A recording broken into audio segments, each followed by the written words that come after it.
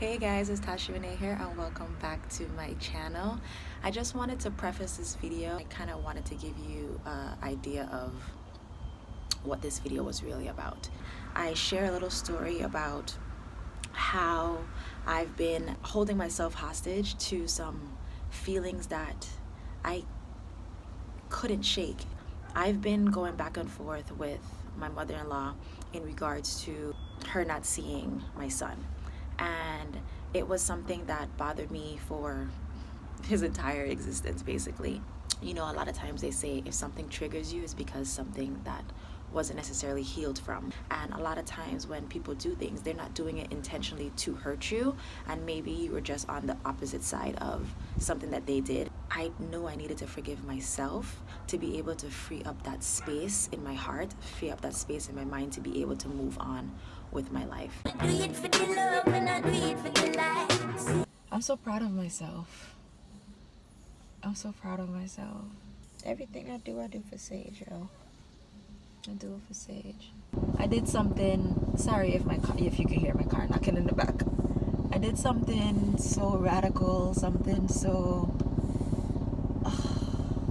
freeing the other night. When I thought about the quality of my relationships and what I want people to say about me, I want that to match up with the type of person that I am. I want to be surrounded by people that are supportive, people that love me genuinely. Lately I've been having all of these visions or just like signs dealing with forgiveness, and I didn't realize how much I needed to forgive until it was time to actually forgive. Deep down, if you're still thinking about it and it's still evoking the same exact emotion as the first time, then it's like, have you truly forgiven? I was watching a video that Lisa Nichols posted, and y'all know Lisa Nichols is like my biggest mentor. It just helped me to realize how much I need to focus on like personal development and how much work I still needed to do within myself.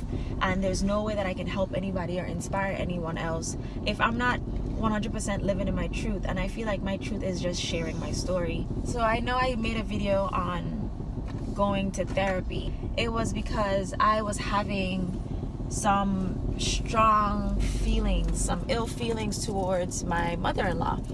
It was to the point where it was on my head like heavy.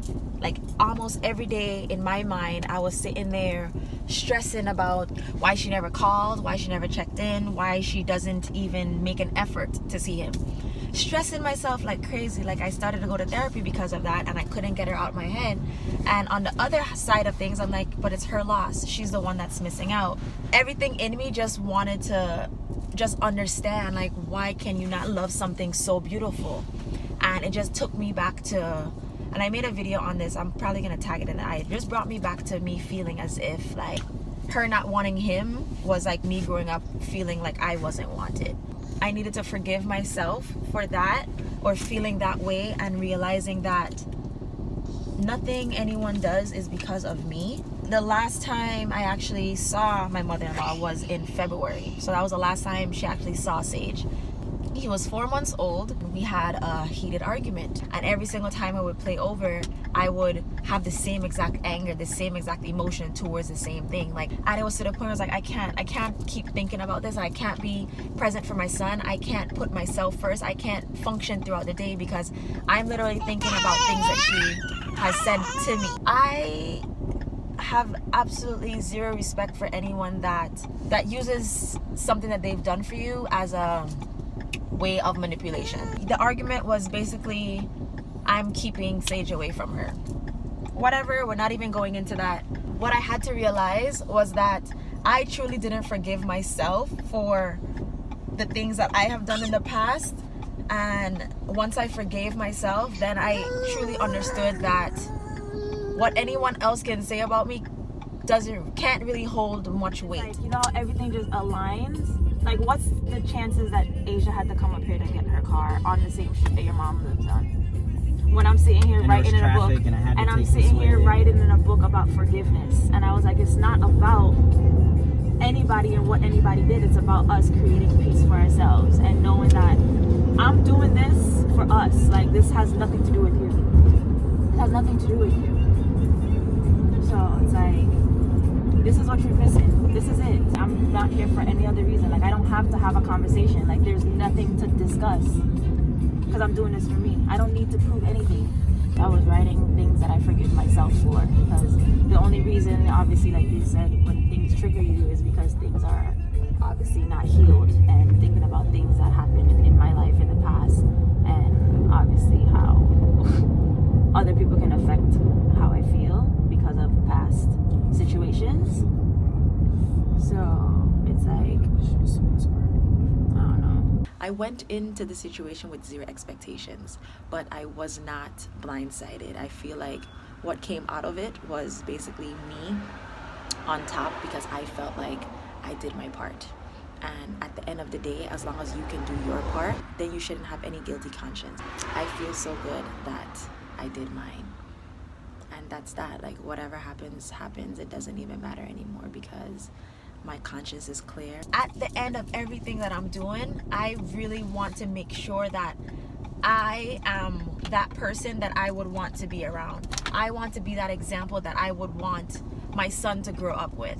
And I don't want to sit there and have any room for anger. I always said, like, this is bigger than me. Like, I have a bigger purpose out there now, and I'm realizing it way more now that I have Sage. Like, my legacy is way too important than to be harboring any malicious intent, or not being afraid to grow and to change and to realize that we're not perfect. Changing might seem uncomfortable, but it's like, yo, shit, you have to want that shit, man.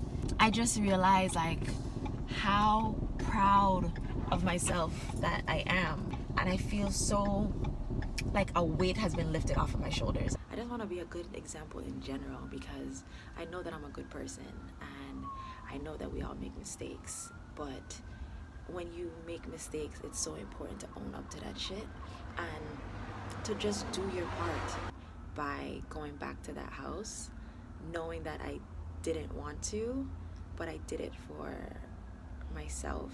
I did it for my son. I did it for my family, for breaking generational curses. I did it for hope, for change. There's no room to be harboring just negative energy, because life's too short, man, and you want to make sure that the people that you spend your day with, or the people that you surround yourself with, are people that matter.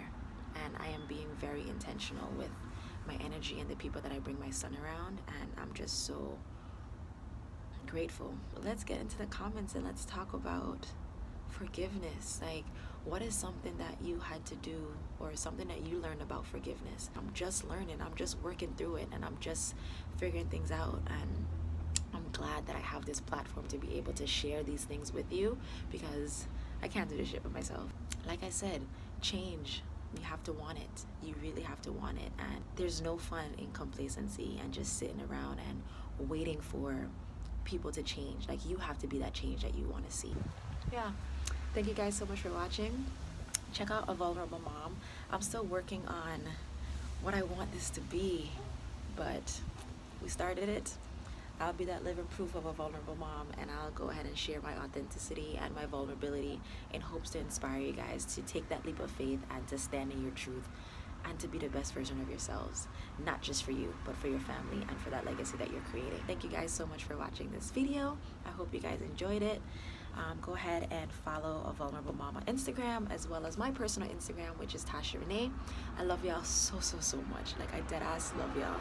And thank you guys so much for supporting. And until next time, I'll see you in my next video.